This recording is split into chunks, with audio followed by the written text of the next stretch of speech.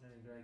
Greg, I want to mention your next book, which is currently going to be released in the next couple of weeks. That's right, that's right. The State is Out of Date. The state is out of date. Which We is can awesome. do it better. I think we can do it better. I Greg. think That's I what- can. It'd be hard to do it much worse than they are. Wow. It's a fascinating read, Greg. You cover a multitude in it. I guess you've gone in a different direction, but again, there's elements of the chaos theory in there and Yeah. how that applies to human society, as we are, for all intents and purposes, a noisy bunch of people on this planet. We seem to do all sorts of crazy things, and but I think the last time we spoke, in all the madness of what goes on our planet, you'll see something like a city, and inside that city, people will want their own types of food, and they'll seek out and they'll organise, they self-organise how they get their own foods into certain districts, and there seems to be some order out of the chaos. And again, I can see why you're applying the bottom up self-organising principle. Is that the premise of the book? Is that where you were kind of going with it? I had several inputs on that book, and from reading Lao Tzu when I was very young, probably when I was 15 or 16, I read Lao Tzu, who's very much into self-organization. As he says, the more rules and regulations you have, the more criminals and bad people you have in the land. Sure. And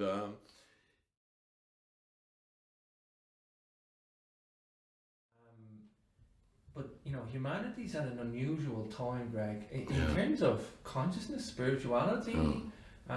Problems on the planet. I mean, we're in perpetual war as well all around. There we go down to war, but maybe we'll mention that in a little bit. But this is an incredibly. I'm the eternal optimist, though, Greg. I know it's not looking good. Well, that's why you're smiling. That's a good way to be. Yeah, but I mean, the time is right for this, and we are at an unusual point in our human journey. I think, like you just mentioned, though. People are either going to be an anarchist or they're going to be submissive. There's always going to be resistance to government control. I mean, what's going to be the outcome of the book? Do you want to educate people with a new philosophy? Do you want to change people's philosophy? Do you want to just broaden their horizons? Do you want to give some hope? Do you want to? What's the aim for the book in its package? Well, around the world today, we've got people taking to the streets en masse. In all ages. It's not just a bunch of students out there protesting, it's old age pensioners and everything else. And we've seen in rapid succession governments collapsing. And people just put a new one in there. Let's have new faces and better policies. And in Egypt, they got a choice between two, which evil master do you want? This is democracy. Sure. And Churchill said democracy is the worst form of government there is, except all the other ones that came before it. It's just another way of deciding who is holding the stick and what you're being battered into doing. And even if the people holding the stick are saying, we've got to recycle and save the environment, it's not the way to do it. You get some other weird result, like biofuels. And dumping fish back into the ocean to save them when the EU gets involved in the legislation. Half the fish get thrown away. You get these crazy things. And I'm really trying to get across to people that we can do it better, and we're doing it all over the place. 90+% of all the stuff that really matters to us in life that we take for granted, we've done. Whether it's video cameras, canals, airplanes, shoes, spaghetti, it's all stuff that people created. The government hasn't created anything except, war, terrorism, nuclear power plants. They did come up with radar, which is helpful, and beet sugar. You take it or leave it. But everything else is people came up with, and the government comes in and they say, oh, we're going to just make some rules. This is so important, we've got to manage it and control it. And we end up, they get involved in the agriculture, and we have in all North America and Europe, 90% of farmers lose money until they put the state subsidy in, government subsidy that comes out of our pockets. They get involved in, in Europe, I'm not worried about the French people coming across the channel and beating us all up and stabbing us and taking England. I'm not worried about the Mexicans doing that to the Americans or the Canadians. You know, we've broken down all these borders in our minds. The internet has no borders. We're all connected. We're all people. We realize that.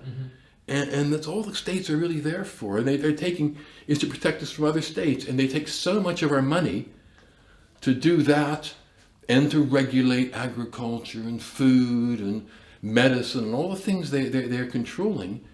They're taking 50, 60, and some in Scandinavia, 70% of the wealth we create to do that. And if that wealth was still with us, was circulating in our economies, real money that we've created, not printed, borrowed money, I think there'd be so much less hunger, poverty, and homelessness, and so much more available for charity and human kindness, which is part of being human. Sure. Our problems are solutions, like you say in the book. Yeah. You know, and that's something we don't really have a grasp on. It's a simple concept. It's a very simple concept. Yeah. Our problems are solutions. And we tend to resolve problems. It might take a while, Yeah. but when we do, the problem's gone. Whereas the state tends to turn them into institutions, and they feed off of it. And you know, the whole departments of the state live on unemployment, and as do the police and the judiciary and the prison service. They thrive on crime. The more crime there is, the more they prosper. Sure. And you know, you don't want systems like that. You want systems that get rid of problems and everybody's happy. When you explain this, Greg, you're almost, in an educated way, describing a system of insanity. In a way, it is. I mean, it doesn't work, and it's insane that people think it does work. Yeah. You know, it's a failure. It is a massive failure in our world. And yeah. Government always wasn't the way it is today. I mean, governments in ancient times were always different as well. Well, they used to be smaller. That was a big difference. When you had a king, I'm not bigging up any of them. Yeah. But when you had a king, you had the king and his retainers and his favorites. But even with Napoleon, you know, the taxes weren't that high. That's what I'm getting at. Taxes would never go beyond 10% overall, and that was when a war was being fought. They'd need the money. They'd pay the soldiers. When the war was over, the soldiers would go back to being farmers and tailors and candlestick makers. Now taxes have just gone up, and it's not. And they're taxes on everything. They're constantly taxing something new. Carbon tax now, the whole sort of how to save the world, we tax you more. That's what we have to do. And if they had all of our money, they're not going to have full employment, clean world, health, clean air, happy children and all of that. When you look at it in terms of statistics like that, where a king would have had more manageability in a smaller democracy, in a sense. Today, 7 billion people on the planet and rising. God knows what it's going to be in 20 years. We're running into problems in that department. However, the numbers that's on the planet now, we're looking at global corporations running the system. I mean, what is the route out, Greg, with global corporations? Well, global corporations and central states go hand in hand. They love each other. And the governments pass so much regulation that makes small enterprise really difficult. If you just want to open up a restaurant, if I wanted to invite all my neighbors around here or anybody to eat and charge them £10 a head, I'd go straight to jail. And I mean, I saw this in Morocco years ago. I mentioned it in the book. I saw a kid on a street corner with a packet of cigarettes. And he was selling cigarettes one at a time. So here a 15-year-old kid can go into business for himself for the price of a pack of cigarettes. He'd be breaking at least 4 or 5 serious regulations over here doing that. And you end up with a situation where the mass multinationals and corporations with central offices dealing with all the tax and the legislation, all of that, they tend to squeeze everything else out. And of course the government likes that because they don't want to have to collect tax from 500 different restaurants and all the sort of, or 5,000, and all the complication of that. They'd rather collect it from. To talk today about two books, Son of God and The State is Out of Date. And if you'd like to just show the audience. This is Son of God. Get a copy of this book, everybody. It's awesome. It's an awesome read, and it's a life changer. And Graham Hancock's wrote a lovely foreword, if I'm correctly That's remember. It's very unique, Greg, the book. It's very, very unique. And you seem to have always do this thing repetitively where you see one thing that everybody else misses, or you bring something that nobody else wants to talk about or address, and you bring it to the forefront, and you address it in a very analytical, scientific, philosophical manner. So perhaps let's get into the Son of God, I guess. Tell us about the self-organizing principle of the Son and what that means. Well, recognizing that the Son is a conscious entity, and when you look at the cosmology of it, it fits so much better than thinking this is a dumb dead ball of gas, behaving like this. And then looking at that, you see that the Sun itself is made up of a cosmic cloud of dust. So this dust cloud or hydrogen cloud somehow compressed into this sphere which has got 7 separate layers to it. Some of the ones in the inner, the visible part of the Sun, because 3 of the layers are invisible, go around each other at different speeds. Wow. And inside is a fusion. In the core of the Sun is the fusion reaction going on that's changing 5 million tons of matter to energy every second. About the size of a 1p piece was Hiroshima. Wow. So this is 5 million tons every second. And that's contained by another layer that's 25 times as thick as our Earth. Wow. The radiative zone that holds that energy in the core slowly seeps out. I could go on for the rest of this interview about how the Sun, the mechanics of it, but it's a complex object. Complexity, yeah.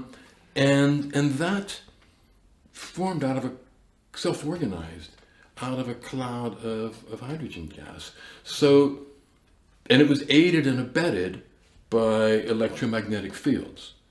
Now, the electromagnetic force is everywhere. It's inside the atoms of my fingernail or the table. It's everywhere in deep space. Everywhere you can see a pinprick of light, the electromagnetic force is there.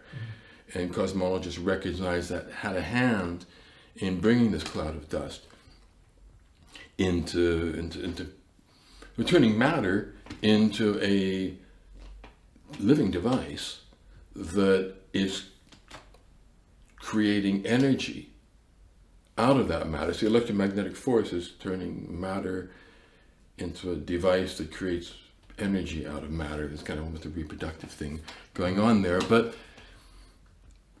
that shows you that consciousness is got to go beyond the Sun. It has to be really, this is a big leap to make without lots of links in between. Sure. But you get to the realization that consciousness pervades everything. It's omnipresent.